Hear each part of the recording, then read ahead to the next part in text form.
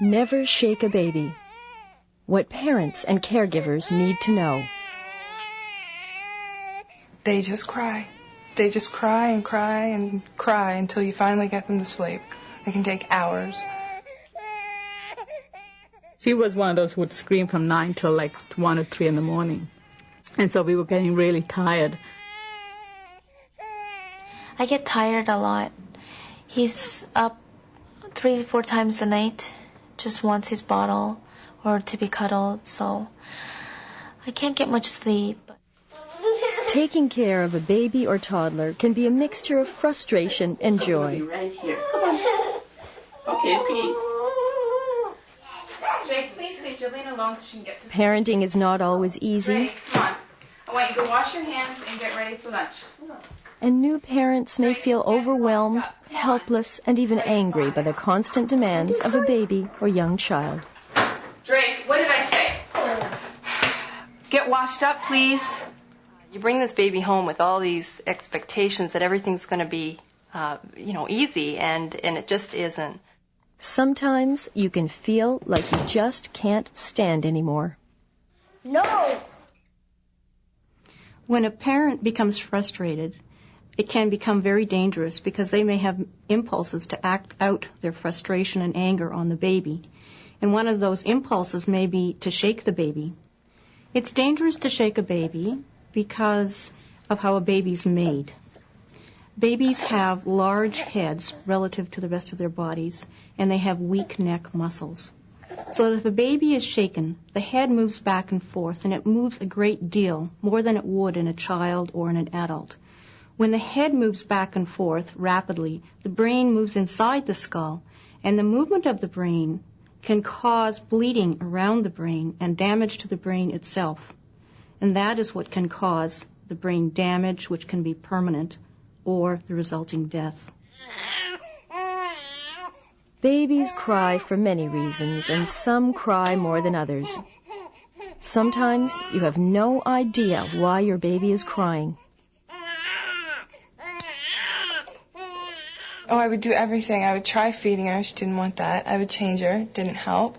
I would just go crazy sometimes. You don't know where to begin to stop the crying, and you try all the things that come, with common sense, feeding them, changing them, burping them, and then they still cry, and it's just, it's terribly frustrating. You feel like your failure as a parent. Some babies have colic and cry without stopping for long periods of time. Colic is a condition, it's not a disease, and usually babies grow out of it by 3 to 6 months. Ask your doctor about colic. A colicky baby can be very tiring and upsetting for you. He recognizes when you sit down. I have him in my arms, and I usually bounce and chant whatever comes into my mind, and I chant and chant and chant, and there's a little baby, there's a baby boy, and all this kind of stuff, and walk around and chant. And the moment I sit down, he's not fooled. He says, no, you're sitting down, get back up. So my back will be killing me, and legs are killing me, and that's a really hard time, because he tends to be fussy from 7 till 1. Parents are human beings with a limited supply of energy and patience, and it's very normal to become impatient and to feel that you're just about out of energy when you're looking after a demanding baby, especially one who's crying a lot. On one of our many visits to see the doctor, and they looked at the baby, said the baby was fine, and we needed the talk. Basically, the message was, if you look at your baby and he's pink and breathing, you've checked that you fed him, burped him, changed him, nothing's sticking him, then babies are going to cry. And I think that was the message we needed to hear. That changed things for us significantly. And you do the best you can, but it doesn't mean you're a bad parent if your baby cries. There are many parents who feel that because they cannot soothe their baby's crying, that they're a bad parent. And this is not true. They are not bad people, and they are not bad parents. Babies cry because babies cry, and it's their way of communicating. So parents should realize this, and realize that some babies will cry no matter what you do. Before you reach your limit, go through this checklist. Is the baby hungry? Is there a wet diaper or uncomfortable clothing? Take the baby's temperature to see if there's a fever. Does your baby need a cuddle? After you've checked these, there are a number of things that may help. Some babies are soothed by being placed safely in a swing. The car helped. Yeah, he loves the car. We were very happy to find that out. Put him in the car seat. As long as the car is going, stop signs are bad. Pacifier, we did ask our doctor whether they approved, of him having pacifier, and she said yes. So we now have pacifiers around the house. We have several of them so that we always have one handy. And sometimes just wrapping him up tight in a receiving blanket and just rocking, cuddling him, that'll do it. To calm them down, I paced the floors. We walked in circles, one way, another way. I rock the baby a lot. We have a glider, a chair. Sometimes sounds help babies relax. Try a vacuum cleaner. To calm her down, I use the soother or play music, as I say, to her and dance with her and rock her. With Jovine here, we've been having a lot of problems of her crying a lot at nighttime. So in talking to my in-laws, we've been discussing that, she cries a lot in the nighttime, and they've given me some different suggestions, cultural sort of beliefs of what to do with her in the evening. And one of them is to massage her with oil and give a really good massage and then bathe her in the evening before settling her down for the night. And so we've been trying to do that, switching the bath time from the morning to the evening and then massaging her with some oils, trying to sort of relax her and see if that'll help. Try going outside for a walk. A walk may help the both of you. It's a good idea to talk to other women because they're going through the same thing and they can understand what you're going through. And it's good to have adult conversation every now and then instead of dealing with the baby all the time. Sometimes, no matter what you do, the baby won't stop crying. It's not always easy to stay calm.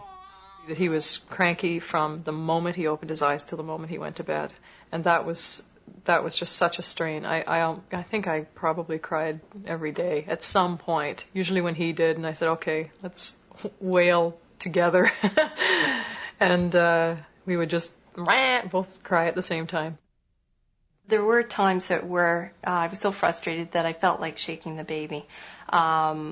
I'd read you're not supposed to do that, and we found that and when you get to that sort of breaking point, the best thing to do was to hand it off to the other parent or my mom or whoever was here and just walk away and cool off a bit. I have been frustrated with her, but I could never get to the point of hurting her. I've been really frustrated, but that's when I say, okay, she's a baby. It's not her fault. Put her down and leave the room. Knowing that there's a limit to your patience and your energy, you need to have two kinds of plans. One for doing something when you realize that you've reached the edge and that you simply need relief quickly. So you call a friend, you call a member of family, you call a neighbor who's able to come quickly, someone you trust who understands you and can look after your baby properly in the meantime. If you know yourself well enough and you accept that you will have limited energy and limited patience, as you're feeling yourself losing your energy and your tolerance, then you place your baby safely in bed, you close the door, and you walk away and look after you for a while.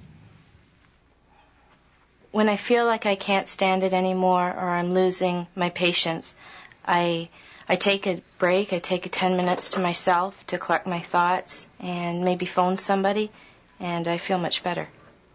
It is frustrating. I have to admit, on one occasion that I threw the car seat, not with him in it, I better say, but that was the one thing, that was the only time I knew that I was in trouble. I was just so upset. It just went, this was one day, he literally was crazy from 8 a.m. till 10 p.m. And it went on, and I threw this car seat across the room, and I went, okay, it's time to call somebody.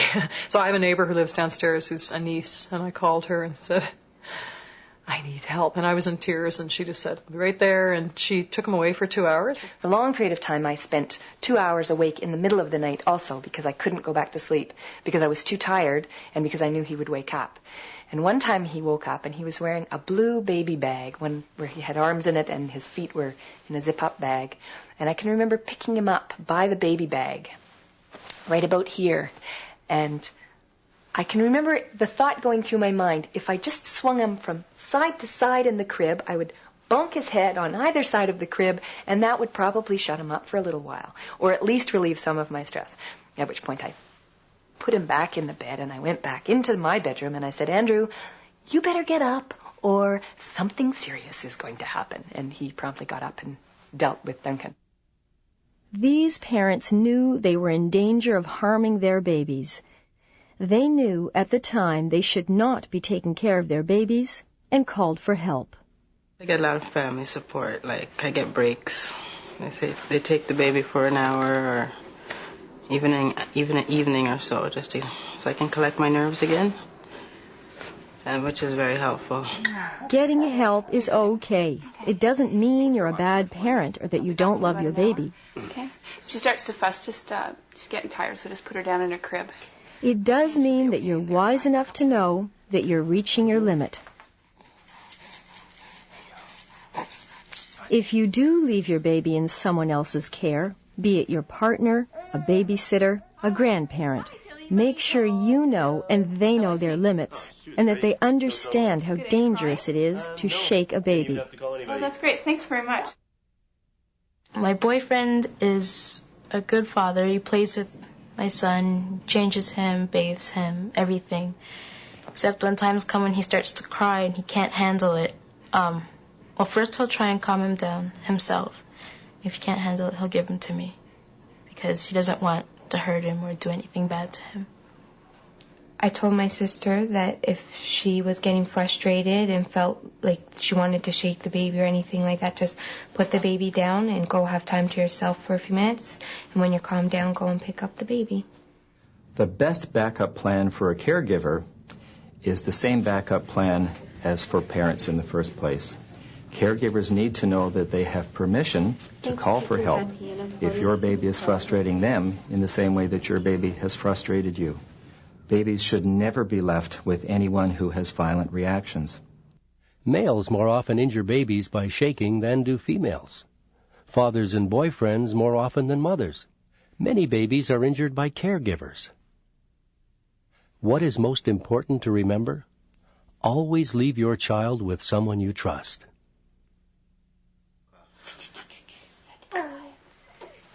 As parents, you want to do the best for your baby.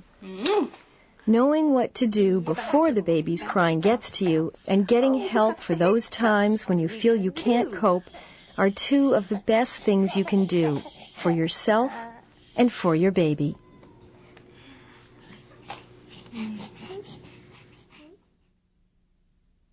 Warning: shaking can permanently disable or kill a child. Never shake a baby.